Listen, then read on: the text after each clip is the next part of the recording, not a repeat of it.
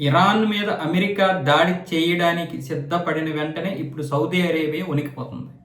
ముఖ్యంగా ఆ దేశ యువరాజు అయినటువంటి మహమ్మద్ బిన్ సల్మాన్ అయితే ట్రంప్కి రిక్వెస్ట్ పెట్టడమే కాదు, ఏం చేస్తావో నాకు తెలియదు, ఇరాన్ నువ్వు బ్రతిమలాడుకుంటావా లేకపోతే భయపెడతావా, ఈ యొక్క యుద్ధం అయితే జరగకూడదు. ఇప్పుడు మీరు ఇటువైపు ఇరాన్ మీద దాడి చేయడానికి ప్రయత్నాలు చేయగానే ఇటు ఇరాన్ ఏం చేస్తుంది, వెంటనే ఇక్కడ సౌదీ మీద, అలాగే యుఏఈ మీద, అలాగే మిగతా గల్ఫ్ దేశాల మీద దాడి చేయడానికి చూస్తుంది.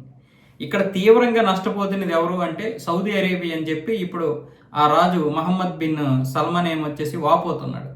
మాకు విజన్ ఉంది, 2030 విజన్ ఉంది. ఈ విజన్కి ఇప్పటికే పర్యాటకము, టెక్నాలజీ, అలాగే చమురు, ఈ చమురు నమ్ముకొనే పూర్తిగా ఈ ప్రపంచానికే ఒక విజన్గా ఉండాలని చెప్పి ఒక పెద్ద ఏదైతే విజన్ 2030 ఉందో అందులో పర్యాటకంతో పాటు టెక్నాలజీతో పాటు అనేక రకాల మరికొన్ని విషయాలు, అంటే ప్రజలకి ప్రపంచంలో ఉన్న అందరికీ అనుకూలమైనటువంటి ఒక పెద్ద నగరంగా, ఒక పెద్ద దేశంగా తయారవ్వాలని చూస్తుంది సౌదీ అరేబియా. అదే విజన్ 2030.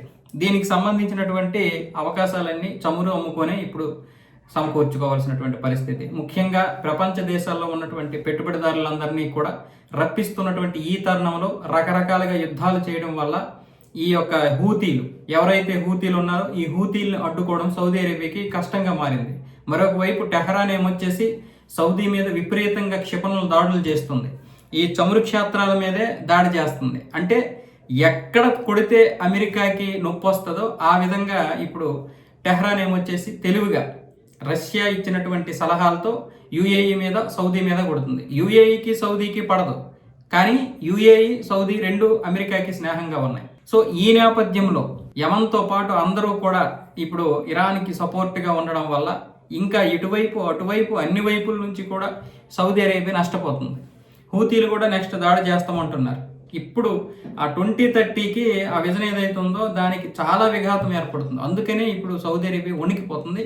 వెంటనే ట్రంప్ దగ్గరికి వెళ్ళి మీరు ఏం చేస్తారో మాకు తెలియదు, ఈ యొక్క యుద్ధం అయితే ఆగిపోవాలి, మీరు ఇరాన్ని ఏ విధంగానే దోషిగా చూపించండి, హీరోగా చూపించండి, పనికిరాందిగా చూపించండి, ఏమైనా చేయండి, కానీ 2030 వరకు మీరు ఎటువంటి యుద్ధాలు చేయకండి దయచేసి అని ఇప్పుడు ఇటువైపు మహమ్మద్ బిన్ సల్మాన్ ఏమొచ్చేసి రిక్వెస్ట్ చేస్తున్నాడు. ఆయననే కాదు, సౌదీ అరేబియా యొక్క ఇది ఎక్కడ ఇదవుతుందా అని చెప్పి వాళ్ళు కూడా కంగారు పడిపోతున్నారు, మిగతా వాళ్ళు కూడా. అయితే ఇక్కడ యుఏఈ మాత్రం సౌదీ అరేబియా ఇది అవ్వకూడదు, డెవలప్ అవ్వకుండా ఈ యుద్ధాన్ని మంచిగా వాడుకుంటుంది. యుఏఈ కూడా ఈ యుద్ధం వల్ల నష్టమే, కానీ సౌదీ అరేబియా లాభపడకూడదు. ఇక్కడ ఎలా ఉన్నారంటే ఒకడు ఇంకొకటి మీద ఒకటికి, ఆడి మీద ఇంకొకటికి, ఆడి మీద ఇంకొకటికి శత్రుత్వమే. కాకపోతే బయటికి కనిపించరు, అందరం ఒక్కటే అంటారు, కానీ చాలా వరకు ఇక్కడ కూడా ఒక ఇది లేదు, ఒక యూనిటీ లేదు. ముఖ్యంగా గల్ఫ్లో ఉన్నటువంటి 6 దేశాలే ఒకదాని మాట ఇంకొకటేను. వీళ్ళందరూ తెలియకుండానే ఇజ్రాయెల్తో సంబంధాలు పెట్టుకున్నారు. పాకిస్తాన్ ఏమో అనవసరంగా మాట్లాడుతూ ఉంటాడు, వాడి మాట ఇప్పుడు పట్టించుకోడు.